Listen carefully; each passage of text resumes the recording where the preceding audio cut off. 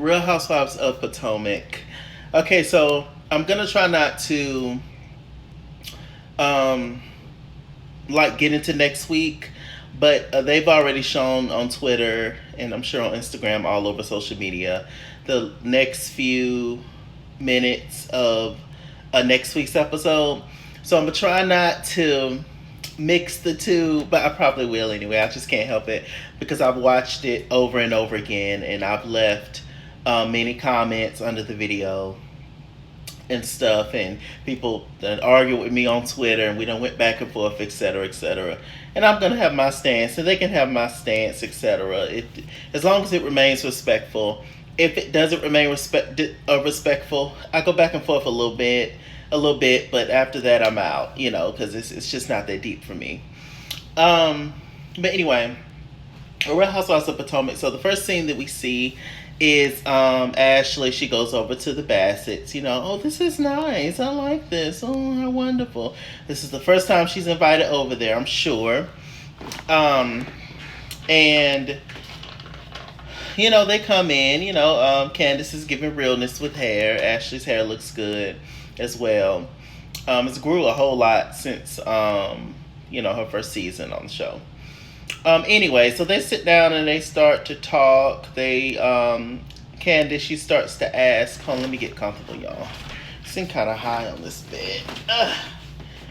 Okay. The first thing they start to kind of talk about is Michael and how excited Candiace is that Ashley is going to be a single woman. They mentioned that Candiace mentioned that she heard that Ashley was out with a hockey player, dipping it and doing it, and she started laughing, and so I guess that's true. Let me see. Ashley started to ask Ashley started to ask Candiace about did her and Gizelle talk at the little where were they at last? It wasn't the dance instructor thing, but Ashley. At the that tired ass family fun day that Robyn hosted that Wendy and her kids were not invited to. So they talked about that, and she said that she did not speak to Gizelle at that moment at the thing, and she stressed out from the group, etc., etc. They also talked about Karen, how Karen allegedly be sneaking out of town with somebody that's not Ray, etc. But I mean, we've been hearing that for years. And we also found out through Karen and Ray that she's allowed to have eye candy or whatever. I think it's more than just eye candy, because I mean, it is what it is. Ray's an older guy, and he's older than Karen, and Karen still wanted to go out there and dip in and do it. Mr. Ray may not be able to dip in and do it like that anymore. In which we all are going to get there one day. And so he kind of understands that, and he's giving Karen some leeway room, but of course they're still going to act like it's not like her cheating with somebody or sleeping with somebody, whatever the situation is. But I guess maybe we'll find out more about that situation. Maybe we don't. I really don't care, personally. Let me see what else happened after that. I think that was it. So we see Mia and Gordon. Now this was interesting. They're sitting outside eating. The kids are running amok. They're cute as a button. But wow, child. And they were yelling and just being kids, whatever. So we see Gordon and Mia. They're getting ready to eat, and Gordon was like, "Yeah, Mia, everything. I'm trying to see what's going on with you. Everything's been kind of going crazy and stuff." And at first she was looking at Gordon kind of weird. And at first I was just like, the whole time that she was looking at Gordon, because she kind of stared at him for a long time. She had like she didn't know what he was talking about. And my mind went straight to, oh Lord, is Gordon about to reveal that this whole cancer thing with Mia is a lie? But he didn't reveal that. He stayed on script. And he, talked about the cancer thing, how, it's good that it's not cancer and all that kind of stuff. And she said, yeah, she just has to get lumps removed and all that. And she's thankful and glad. But then she also went into that she wants to invite the girls to Miami because her adoptive mom raised her in Miami. And so that's like home to her.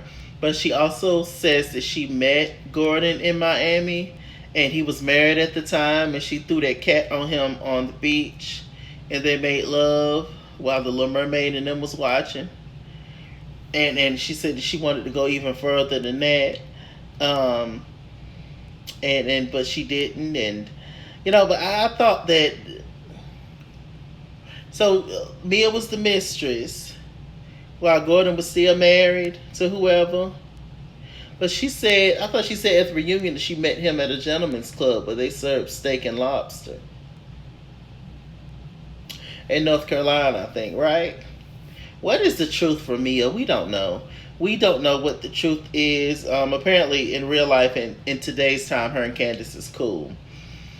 And they've been able to like make up and stuff, but we just don't know. Mia is just a pretty lady, and she's entertaining. She is. I think she's good for reality television. She's wacky as hell, just out there. But girl, the lies is a lot. It's a lot to keep up with and a lot to handle. You can't even handle it.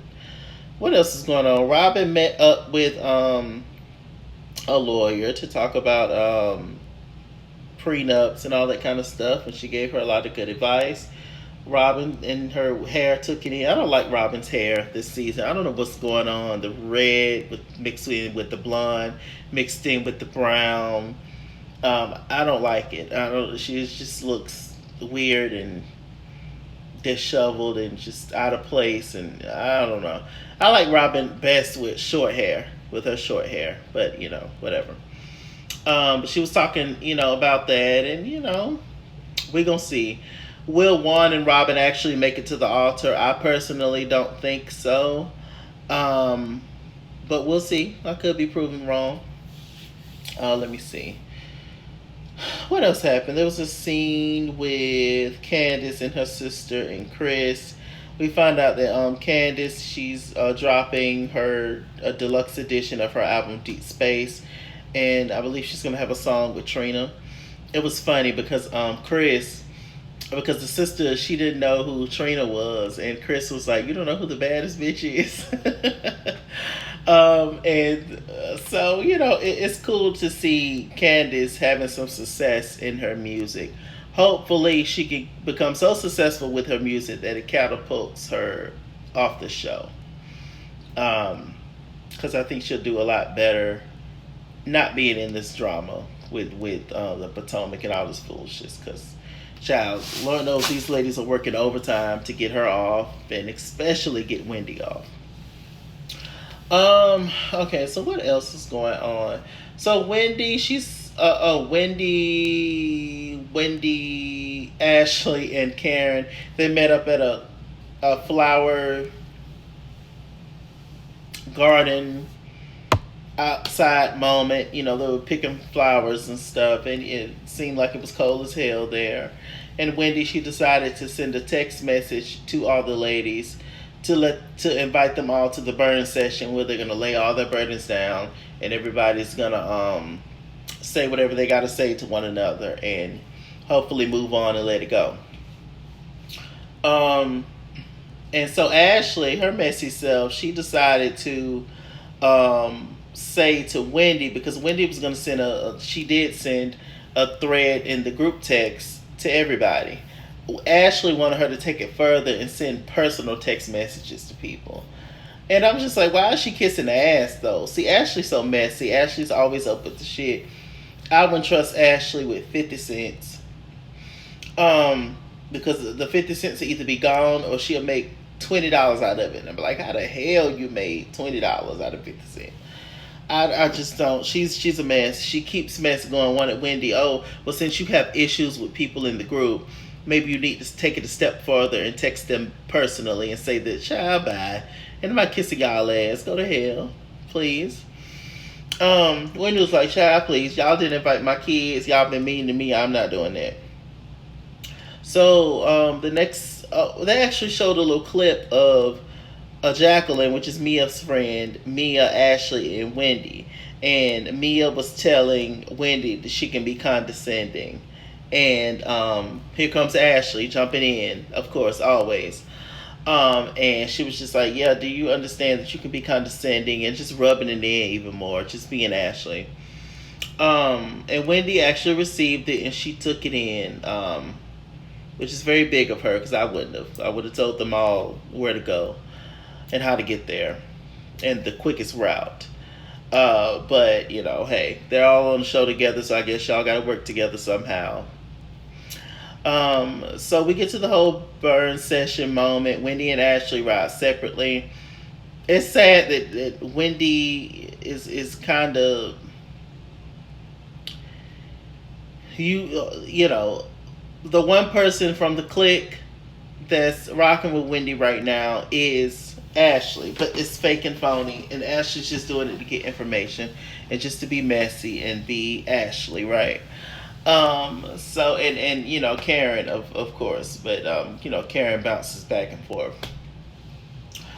And the other girls are on the other ride, and Candiace in her phone, she not saying nothing really, and they're all just dogging Wendy out the whole time, how they thought it was stupid, etc.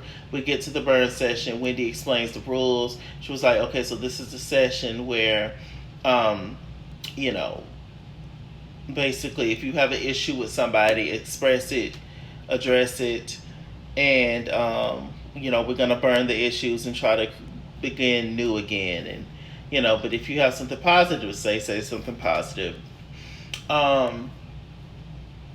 Let me see. I think Ashley went first. She was like, at first I thought that she was very guarded and stuff, and now I'm starting to get to know you more, and I'm wishing you the best, etc. Blah blah blah. Candiace stood up and did her thing, saying that she understands why she has a wall, but I'm super proud of you, and my affirmation for you would be fuck bitches and get money. I said period. And Karen, she said something nice, so we got down to Robyn. Robyn said that we are water and oil and we don't mix, and I'm fine with that. And then here comes Gizelle. Ditto. I second that, of course. They just kept, Pinky and the Brain just kept bouncing off each other the whole time like they do.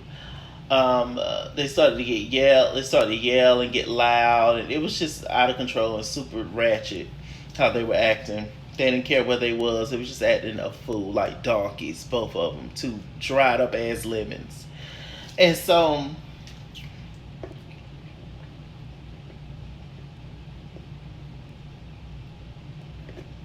ain't nothing like water, baby.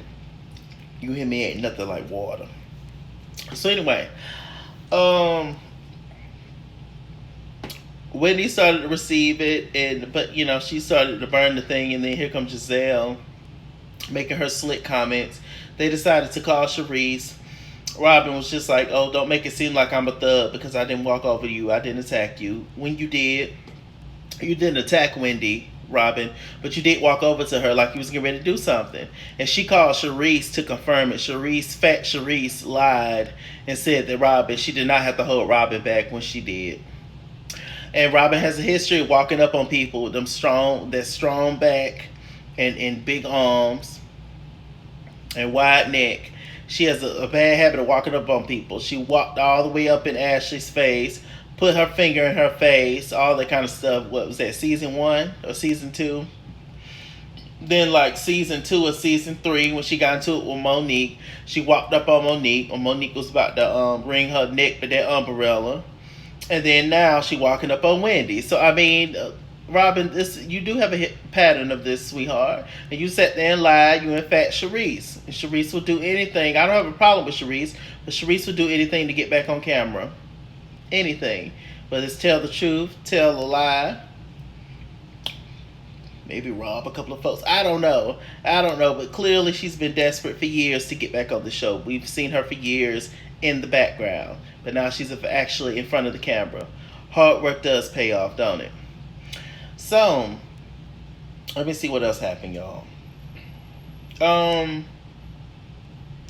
So after that, they just started to become more and more ridiculous, and Robyn, you're awful, and this and that, and then she decided to get up and leave.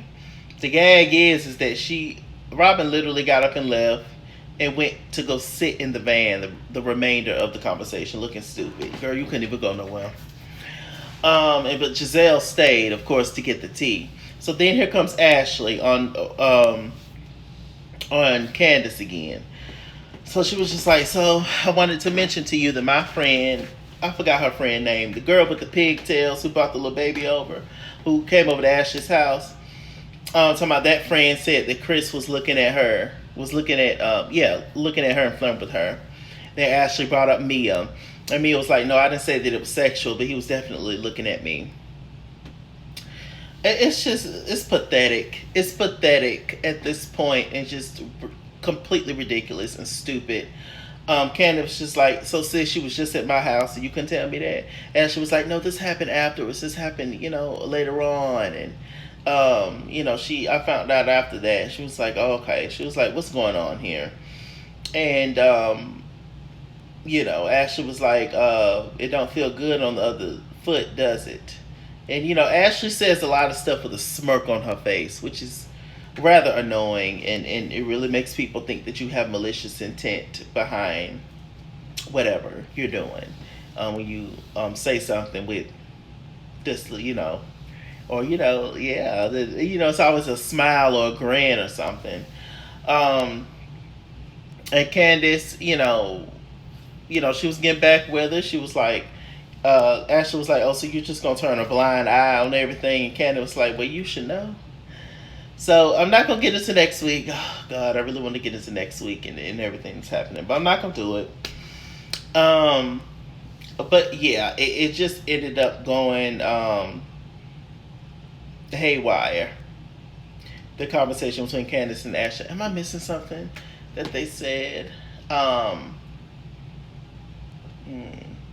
No, Ashley just ended it on. There's also some more people that Chris was flirting with that wasn't as innocent as mine, and I'm just like, it's awful. It's awful. It's awful. But you know what? Candiace got something for the ass. I think she ready for him.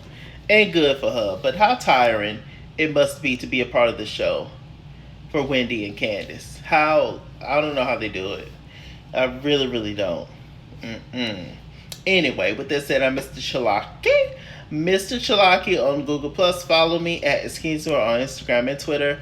At Skinsor89 on Snapchat. Chess King on Facebook. Mr. Chalaki on Cash App and PayPal. And as always, run me my money or run me my fade.